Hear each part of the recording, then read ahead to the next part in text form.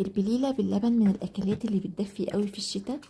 بستنى الشتاء يجي مخصوص عشانها، ودايما بعملها على طول لان هي كمان غير انها بتدفي جدا، هي كمان مفيدة قوي للاطفال وللكبار كمان.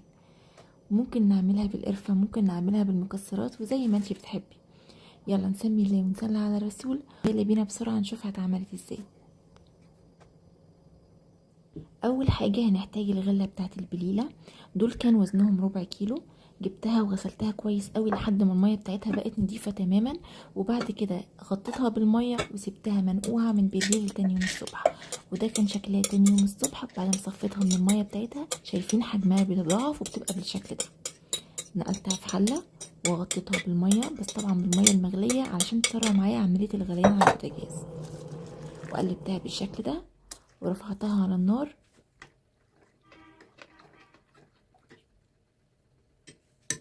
واول ما تغلي كويس بالشكل اللي انتوا شايفينه ده، قلبتها كمان مره وهديت عليها النار خالص لحد ما تستوي. موضوع النقع بتاعها من بالليل ده بيسرع عمليه السوا، يعني حوالي تلت ساعه نص ساعه بالكتير وهتلاقيها استوت.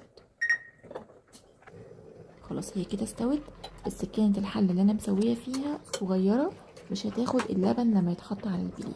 فنقلتها في حله هنا اكبر عشان اقدر انزل عليها باللبن.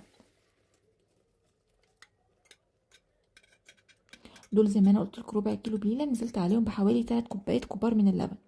السكر حسب الرغبه زي ما تحبي، حابه سكرها هادي حابه سكرها عالي، دي حاجه ترجع لك انتي. هقلب السكر مع اللبن كده كويس، ونزلت بكيس فانيليا وبس كده. انا نسيت اقول لكم اللبن اللي انا استخدمته كان لبن كامل الدسم، كان فيه نسبه دسم كويسه، فانا اكتفيت بنسبه القشطه اللي موجوده في اللبن. اللبن لو هتحطيه لبن خالي الدسم او الدسم بتاعه قليل، زوديله معلقه قشطه كبيره من القشطه البلدي اللي موجوده على وش اللبن. هغطي على البليله طبعا اتابعها عشان اللبن ما يفرش. اغطي عليها لحد ما تغلي كويس حوالي 5 دقايق، وبعد كده ارفعها من على النار على طول، وبكده البليله تكون جاهزه. شايفين مفيش اسرع من كده ولا اسهل من كده. انا بحب اللبن بتاعها خفيف كده. في ناس بتدوب معلقه نشا كبيره في شويه لبن بارتين او شويه ميه، وبعدين بتنزل بيهم على اللبن عشان تقل القوام بتاع البليله.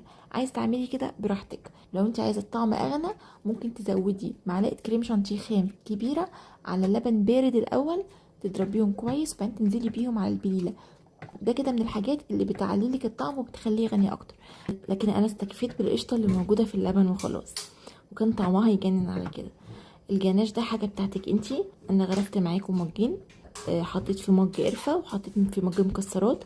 اي مكسرات موجوده عندك، ممكن جوز هند وزبيب ولوز او اي نوع مكسرات تانية او فول سوداني متكسر صغير، اللي تحبيه. دي حاجه ترجع لك انتي. وعايزه اقول لكم كمان ان لما بيتبقى البله باللبن بدخلها التلاجة، بيبقى طعمها تاني يوم احلى كمان من اول يوم. وبس كده، اتمنى وصفتنا تكون عجبتكم وتشاركوها مع كل اللي بتحبوهم، واخيرا ما تنسوش اللايك والشير.